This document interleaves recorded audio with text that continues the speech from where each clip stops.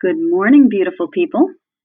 I hope you had a great weekend and that you're ready to take on the next 2 weeks of school with some vigor and some motivation to make it to the end.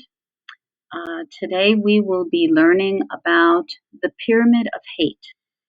And this is an important structure for us to really understand the events that occurred during the Holocaust, which, of course, was part of World War II, but we like to look at the Holocaust as a separate entity so that we can give it the attention that it deserves.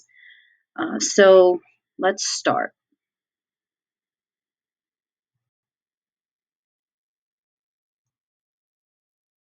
The Pyramid of Hate.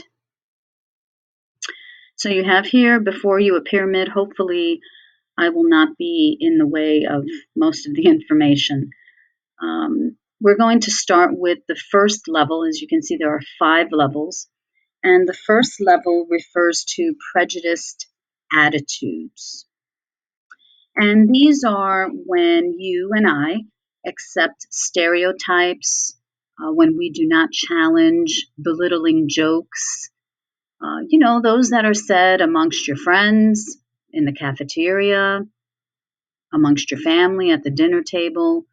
These are things that are said in our presence, and we don't say anything. We remain silent, either because we're shocked or we just don't know how to respond, or maybe we believe a little bit about it. Another important part of level 1 is that of scapegoating.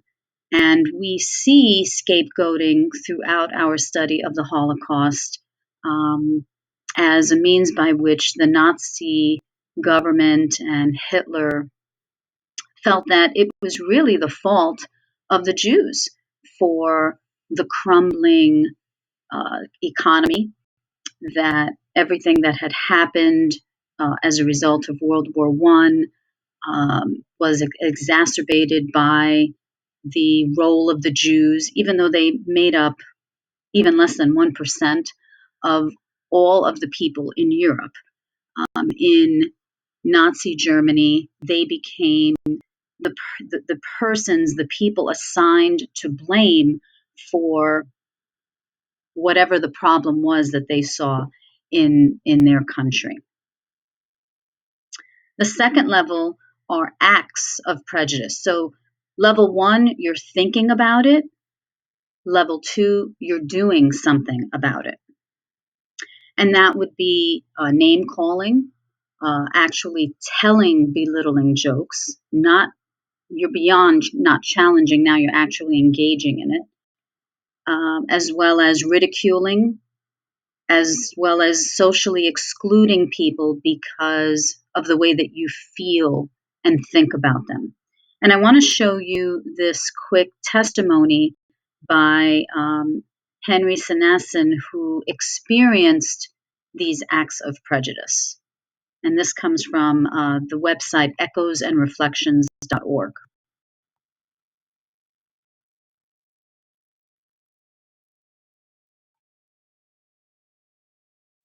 It so happened that the best school in the neighborhood where we lived in terms of academic work and also the most convenient was a Catholic elementary school. Now, Catholic elementary schools were supported by the Catholic Diocese of Berlin, but they were not, as in this country, taught by nuns or brothers. They were lay teachers. And basically, they had the same curriculum as the city schools, with the exception that after regular classes, there was a class in catechism. And the Jewish kids in the school, and there were a dozen or so, were excused from that, and we could go home early. And we did. Now, this was about 1931 and 1932. In 1933, when the Nazis came to power, this started to change because my classmates who were my little friends, and we visited each other and played together and did our homework together, what have you. Must have picked up new vibrations at home because suddenly they called us dirty Jew, they called us other names. They would not play with us, they would not invite us. Uh, some of their parents would telephone my parents and say, I hope you understand, but if my son plays with your son and his other friends will, yeah, etc. They knew what was going on. They made excuses, but it didn't stop. Uh, it was not an official policy of the school. The teachers were very fair. This was never permitted in class. There was never any reference in class to anything like that, unless the public schools where the anti-Semitism had become suddenly very rampant.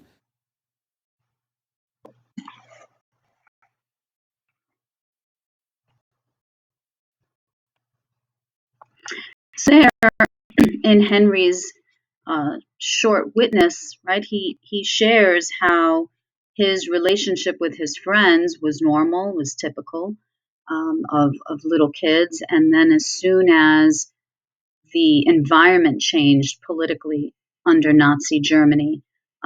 The attitude and behavior of those friends changed, and in large part because the parents had told the children, you can't play with Henry, you can't play with that Jewish friend of yours. Even though prior to that they were allowed to, and they, as he mentioned, they visit each other's homes, but now they were experiencing social exclusion because of those acts of prejudice. The third level of the pyramid of hate is that of discrimination. And here you see it across many areas, that of employment, education, housing, harassment.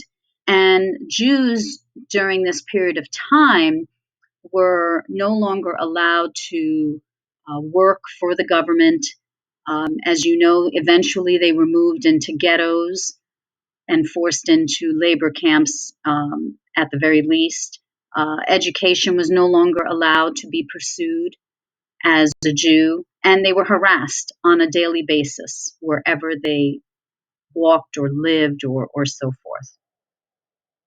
That brings us now to violence. So you see that hatred at the lowest level seems innocuous, it seems harmless.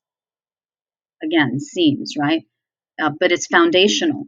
And as time progresses, that hatred escalates into acts and then something that is promoted by the government and then violence. And so we look at violence in the pyramid of hate into two realms. We look at it against people and against property. So examples would be people would experience verbal threats, physical threats, and property would be burned or desecrated. Again, people would experience assault on their body, and people's property would also be assaulted. And then sometimes that violence would lead to actual murder of people. And it created an environment of terror, which really is an act of terrorism on those people.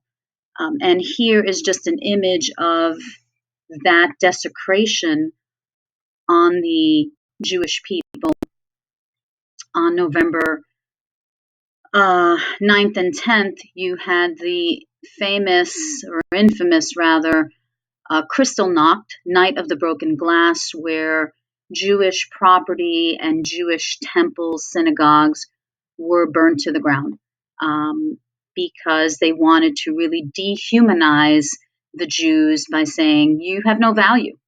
And so anything that you possess should not exist any longer. And all of these four levels have the great potential for the fifth and final one, and that is that of genocide. Now, genocide does not always occur, and I really want to make sure I stress that.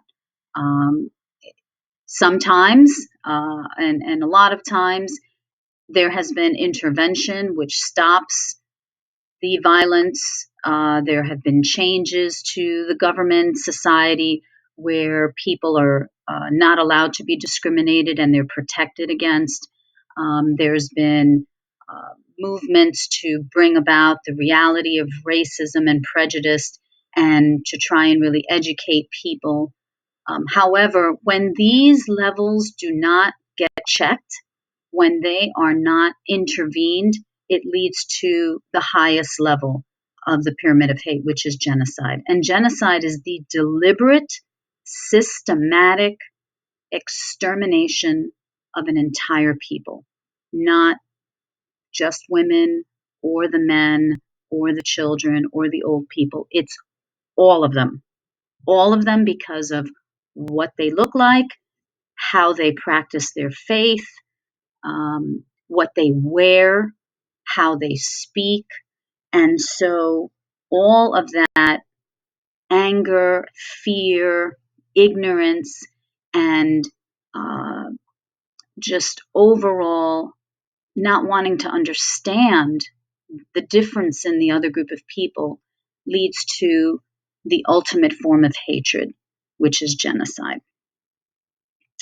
So I'm going to take this pyramid of genocide, and in your next task, you're going to reflect on it by answering the questions here. So I'll click on here so you can see that. And that is in the Google Slides presentation that I have attached to Google Classroom. And what I'm going to do is just really go through the pyramid again, see if you're able to identify the levels. You don't have to give me every single aspect within each one, but give me an example. And I've also provided you a link to the presentation so that way you can review it. And then you're just going to answer some questions that are really personal, and I want you to be as honest as possible. And this will help you to have that strong foundation and understanding what we will be learning about with regards to the Holocaust. And if you have any questions, please, as always, email me, and I look forward to reading your reflections. Have a great day, lovely people. Bye.